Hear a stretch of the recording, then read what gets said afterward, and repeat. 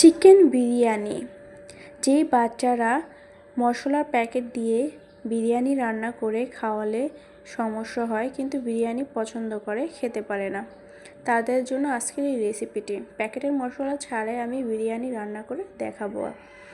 প্রথমে দিয়ে দিব এলাচ, গরম মশলা, দিয়ে দিব তেজপাতা, একটু ভেজে দিয়ে দিব পেঁয়াজটাও আমি এখন ভালো মতো একটু ভেজে নিব। এরপর এখানে দিয়ে দিব 1 চা চামচ আদা রসুন বাটা আর 1 চা চামচ জিরা বাটা। এবার এই বাটাগুলো আমি ভালো মতো একটু তেলে ভেজে নিব লো আঁচে। দিয়ে দিব একটুখানি পানি। আমি মশলাগুলো অ্যাড করব। এখানে দিয়ে দিলাম মরিচের গুঁড়া 1 চা চামচ, ধনিয়ার গুঁড়া 1 চা চামচ। এরপর এখানে দিয়ে দিব আমি 3 চা চামচ টক দই। এরপর মশলাটা আমি ভালো মতো এখন কষিয়ে নিব। মশলাটা কষানো হয়ে গেছে, আমি এর মধ্যে চিকেনগুলো দিয়ে দিলাম। এরপর ভালো মতো নেড়ে চেড়ে মিশিয়ে নিব। আমি চিকেনগুলো একটু ভেজে নিব হালকা আঁচে। এরপর আমি এখানে দিয়ে দিব পানি, ঢেকে দিব সেদ্ধ হওয়ার জন্য। সো আমি 20 মিনিট এটাকে সেদ্ধ করে নিয়েছি। এখন এখানে দিয়ে দিলাম আলু, 4 পিস আলু কেটে দিয়ে দিয়েছি।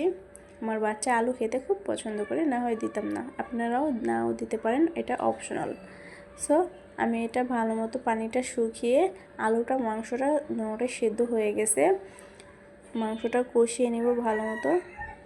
দেখতে পাচ্ছেন মাংসের গা থেকে তেলটা ছেড়ে দিছে। এরপর আমি আরেকটু পানি দিয়ে দিলাম। এরপর এটাও আমি শুকিয়ে নিব।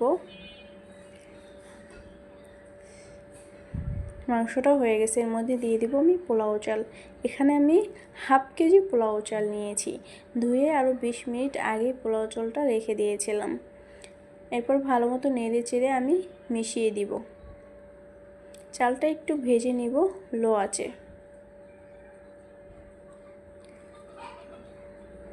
এবার এখানে দিয়ে দিব পানি।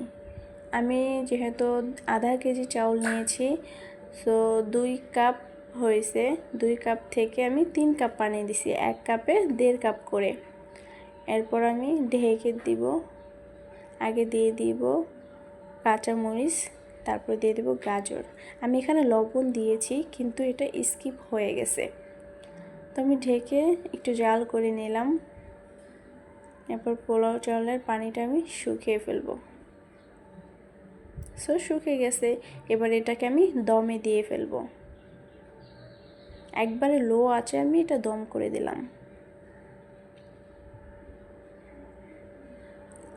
সো দম থেকে আমি এখন উঠিয়ে ফেলবো। দেখুন কত সুন্দর হয়েছে, কত সুন্দর ঝরঝরা হয়েছে। আপনারা বাচ্চাদেরকে অবশ্যই এইভাবে রান্না করে খাওয়াবেন, খুব মজা করে ওরা খাবে। বিরিয়ানির মশলাতে যে বাচ্চাদের সমস্যা হয় ও বাচ্চারা দিতে পারবেন। আমি এখন একটু খেয়ে টেস্ট করে দেখব খাবারটা কেমন হয়েছে। আমি যেহেতু সকালবেলা রান্না করছি, তাই আমি একটা হটপটের বাটি নিয়ে নিয়েছি, এখানে রেখে দিব যাতে গরম থাকে। এটা খাবো আমরা দুপুরে। দেখুন কত সুন্দর ঝরঝরে হয়েছে। খুব মজা হয়েছে। সো আজকের মতো এই পর্যন্তই। ভিডিওটি ভালো লাগলে লাইক কমেন্ট এবং শেয়ার করে দেবেন। আল্লাহ হাফেজ।